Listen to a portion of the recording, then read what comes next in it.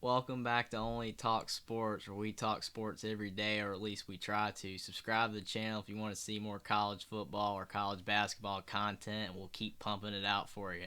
Now, Thursday night, first night of week one of the college football season, and we had some big results. Now, it started off, Minnesota won big. We had a big result. UCF won big. Wake Forest won big. Oklahoma State struggled against Central Michigan. Now that was interesting. Oklahoma State started out hot, but then they let Central Michigan come back. So then we're gonna have to keep an eye to see if Oklahoma State's as good as advertised.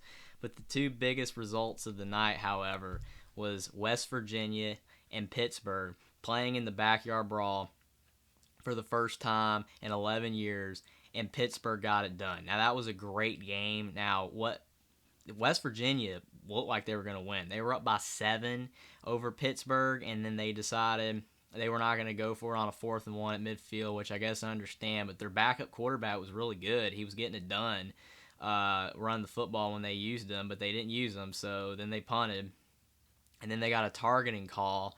And then Pittsburgh went all the way down the field, scored a touchdown. Then West Virginia throws a pick off of a pass that should have been completed. JT Daniels played an excellent game. He threw for over 200 yards. He played excellent.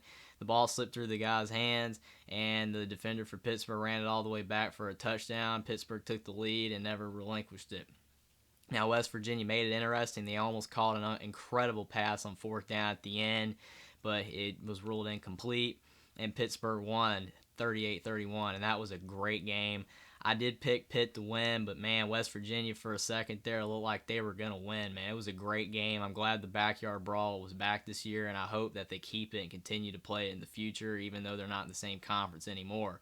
So Pitt got it done. Pitt's going to stay ranked. They're 1-0. West Virginia's 0-1. Neil Brown needed this game, but I think that at least it shows that West Virginia is a good team this year, and they're gonna contend in the Big 12 and maybe do some things. The other big result of the night was Penn State beat Purdue 35-31. Now it started to look like Penn State was going to drop this game, just like when they lost to at Indiana 2 years ago. And Penn State's been 11-11 since that game. They've been 11-11, and James Franklin, you got a big contract extension. They want more. Penn State, they got great recruits. They got way better talent than Purdue. They wanted to win that game, and they wanted to show that they're an elite team. Now, they didn't look elite all game, but Penn State's running game was doing a little bit better. Now, Purdue's running game was doing better as well, but Penn State was running the football a little bit better, and they were up by 4. And then Sean Clifford throws a pick. Now, this is where people say, the Penn State fans say, that Sean Clifford is not the guy because he does untimely interceptions. He turns it over.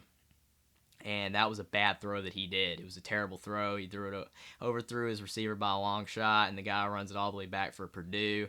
And Purdue takes the lead, and it's looking like Purdue's going to win. Drew Brees is on the sideline going crazy. The dude was so pumped that did the pick six. He threw up on the sideline.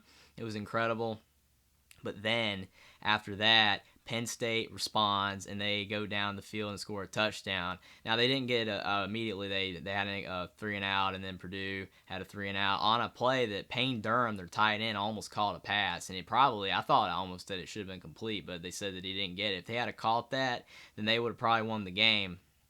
But then Penn State gets the ball back, goes down the field. Sean Clifford plays really good on offense. They get down there, score a touchdown, and Purdue runs out of time. Both games were fantastic. I did pick Purdue to win. Penn State got it done, though. They really needed the game. They needed it to start off this season better than they have the last couple seasons. Now James Franklin has it over 500 record in his last 23 games. He's 12-11. That's a good look to go on the road and beat Purdue, who's been an improving football team. Aiden O'Connell played well. He threw for almost 400 yards. Joey Porter was a nightmare for Purdue throwing the ball. He played really good on defense, but Penn State got it done, and they won 35-31.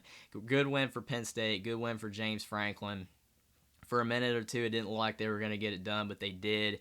I went 1-1 on the night on my picks. I picked, like I said, Pitt to win and Purdue, but Pitt won in a thriller in the old backyard brawl, 38-31, and Penn State beat Purdue 35-31. And there was some other, not really important results. Like I said, all blowouts. Oklahoma State was kind of close, but they did win.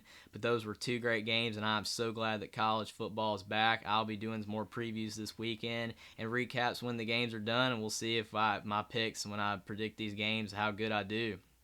But subscribe to the channel if you want to see more content like this. Comment down below what you thought about these games, who you thought was going to win, and what you thought about my picks and all that on the games. If you had fun watching, let me know what you guys thought about watching them down below. Like this video, and I will see you next time.